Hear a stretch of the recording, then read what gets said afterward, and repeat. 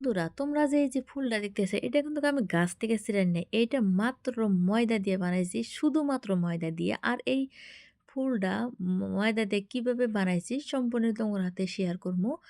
তো এই ফুলটা কিরম লাগছে তোমরা কিন্তু কমেন্টের মধ্যে জানান পারো। আর এই ফুলটা অনেক কিছু করে খাওয়া যায়, আর এই ফুলটা যখন তেলে ভাইজা খামু খুবই মচমচা হয়, এটা খাতে কিন্তু ভালোই লাগে। তো চলো দেখে নাও আজকে আমি এই ফুল রেসিপিটা কিভাবে করে বানাইতেছি। তো প্রথমে আমি ময়দা নিছি, ময়দার মধ্যে দিয়ে দিছি সামান্য পরিমাণে নুন, দেওয়ার পরে তারপর কিছু সাদা তেল দিয়ে ভালো করে ময়াম মেরে নিছি। আর ময়াম তো তোমরা ভালো করেই মারা জানো, যারা পুরি পরোটা খায় তারা কিন্তু ময়াম মারা জানে। তো ময়ামটা ভালো করে মেরে নেওয়া লাগবো যাতে ফুলটা মুসমুসা হয়। আর অল্প, অল্প করে পানি দিয়ে আমি সুন্দর করে একটা খামির বানায় নিতেছি। আমরা যে রুটি বানাই না ঠিক ঐরকম করে নেয়া লাগবো যাতে বেশি নরমও না হয়, বেশি টাইটও না হয়। তো যাক সুন্দর একটা খামির হয়ে গেছে, এই যে দেখতেছো এখানে খুবই সফট হয়ে গেছে গা।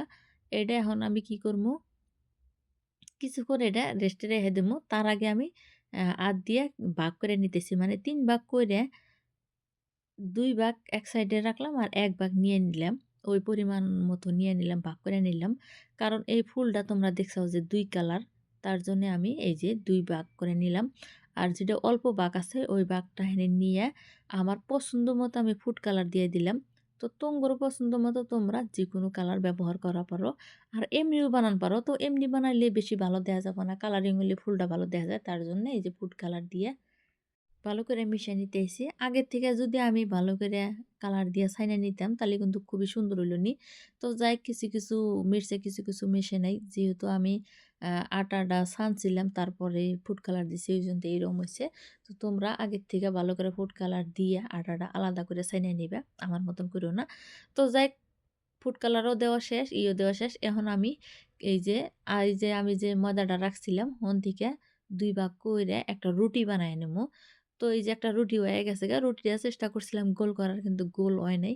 তোমরা চেষ্টা করবা যাতে গোল হয়, গোল হইলে কিন্তু ভালো হয়। তো রুটিটা হয়ে গেছে গা। আরো একটা রুটি নিছি এই যে কালার দেওয়াটা। রুটি এটা অল্প ছোট থাকা লাগবো। ওইটার থেকে কিছুটা ছোট থাকলে ভালো হয়। মানে অল্প সাইড জানি বাড়ায়া থাকে। ঠিক আছে? দেখতে ফুলটা ভালো দেখা যাবে। কিন্তু আমার হেনে বেশি ছোট হয়ে গেছে গা কালারিংটা।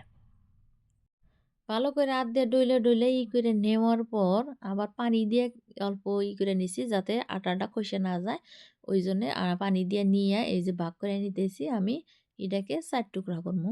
এই যে দেখতেছো তোমরা আমি কিভাবে টুকরা করতেছি। যাতে ছোট বড় না হয় ওই হিসাবে আমি কাইটা নিলাম। তো সবগুনা কাটা হয়ে গেল গা। এই যে তুইলা নিতেছি এখন। নেওয়ার পর অল্প ডিজাইন করমু। তার জন্য একটা চিরুনি নিছি। চিরুনি নিয়ে এই যে সাইডটা অল্প সুন্দর করে চাপ দিয়ে ডিজাইন করে নিলাম।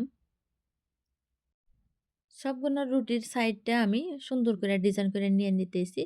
তো তোমরা যদি চাও যে ডিজাইন করবো না, হাতের কাছে যদি চিরুনি না থাকে, তাহলে কিন্তু এমনিও বানান যাবো। ডিজাইন করলে অল্প ভালো দেখা যায়। এখন আমি কি করবো, ফুলটা বানাবো তার জন্যে প্রথমে এই যে করে বিছাই নিলাম। তো এই করে বিছানা রাখবো। তো আমার কাছে তো কাঠি নাই, নাহর তো আছে। এই নাহর দিয়া ভালো করে চাপ দিলাম যাতে খইসা না যায়। আর সুন্দর মতো চাপ দেওয়ার পরে এই যে একখানে লাইগা গেল না? এখন কি করবো আমি মসরা নিতেছি। আমি এক সাইডে থেকে মসরাই নিতেছি। যেকোনো সাইডে থেকে মসরাই নেওয়া যাবো। নেওয়ার পর এই যে ফাইনালি ফুলটাও হয়ে গেল গা।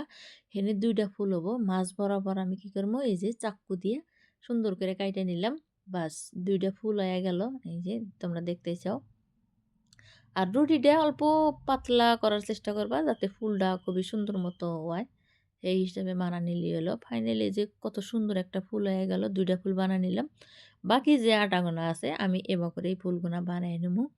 তো এই ফুলটা কিন্তু ভালোই দেখা গেতেছে, তাই না? আমি যে ময়দাটা মারছি শুধু পানি দিয়ে মারছি। তোমরা চাইলে ডিম, দুধ এগুলো দিয়ে মারা পারো। স্বাদ বেশি লাগবো। তো আমি খুবই সাধারণভাবে বানাইলাম। তো এই যে ৪ টা ফুল বানাই নিয়েছি আমি, বেশি বানাই নাই। ৪ টা ফুল বানানো হয়ে গেছে গা। এই যে ভালো করে দেখাইতেছি তোমগরে। তো এমনি কিন্তু তেলের উপরে ভাজলে কিন্তু এটা ছাইড়া যাওয়া পারে। সম্ভাবনা আছে ছাইড়া যাবো। তো আমি কি করবো? মাঝ বরাবর কাটি দিয়ে নেবো। তো কাটি গোনা দেওয়া গাঁথা হয়ে গেছে গা। এখন আমি কি করলাম? একটা, একটা করে ফুল ছাইড়া দিলাম। তো আমি যে আগেও ফুল পিঠা বানাইছিলাম আমি কিন্তু কাটি দিছিলাম। তোমরা চাইলে আমার ওই ভিডিওটা দেখা পারো। ঠিক ওইরকম করে কাটি দিয়ে নিছি। দেওয়ার পর এই যে সুন্দর করে ছাইড়া দেওয়ার পর সাবধানতা ব্যবহার করে ছাইড়া দিলাম। দেওয়ার পর ভালো করে নাড়াচাড়া করে দিতেছি। আর যদি উল্টা-পুল্টা হয় তাহলে কিন্তু ফুলগুনার সাইজ বেলেগ হয়ে যাবোগা। ওইজন্যে কি করা লাগবো সাবধান মতো দেওয়া লাগবো। আর চামচ দিয়ে আমি ই করে দিতেছি যেহেতু ফুলগুনা ডোবে নাই। তার জন্যে চামচ দিয়ে দিতেছি জানি উপরেও জানি মুচমুচা হয় আর উল্টা দিলে যাতে ফুলটা তেরা বেহা না হয় তার জন্যে। অনেকক্ষণ সময় নিয়ে আমি উল্টায়ে পাল্টায়ে নাড়াচাড়া কইরে এই যে এরকম কালার এসে এখন কিন্তু মুসমুসা হয়ে গেছে গা। নিমকি যে খাই না ঠিক ঐরকমই হইছে। আমরা নিমকি যে বানাই মুসমুসা কইরে। তো আমি পরে তোমারে দেখাইতেছি কিরম।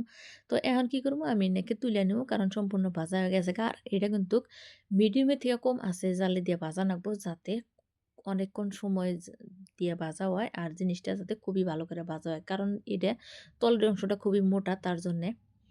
তো ভাজা হয়ে গেছে, ঠান্ডা হয়ে গেছে গা এই যে দেখতেছো হাত দিয়ে মুচমুচা ভেঙে নিতেছি। আর আমি কিন্তু ভেঙে, ভেঙে খাইতেছি। তো আমার কাছে ভালোই লাগতেছে। এটা চার হাতে রাখা যায়। চা দিয়ে খাইতে ভালো লাগে। আর তোমরা যদি কও যে শিরায় ডুবাই খামু তাহলে অবশ্যই শিরায় ডুবাইও খাওয়া যাবো, ভালোই লাগে। তো বন্ধুরা আমার এই ফুল পিঠাটা তোমার কাছে কিরম লাগছে তোমরা কমেন্ট করে জানাইও। যদি ভিডিওটা তোমার কাছে অল্প পরিমাণে ভালো লাগে তাহলে চ্যানেলটা সাবস্ক্রাইব করে দিও। আর যদি ফেসবুকে থেকে দেখো অবশ্যই একটা ফলো করে দিও। তো আজকের মতো বিদায় নিতেছি। আবারও আসবো কোনো নতুন রেসিপি নিয়া। তত টাইম তোমরা সুস্থ থাইকো, ভালো থাইকো, আমার পাশে থাইকো সবসময়।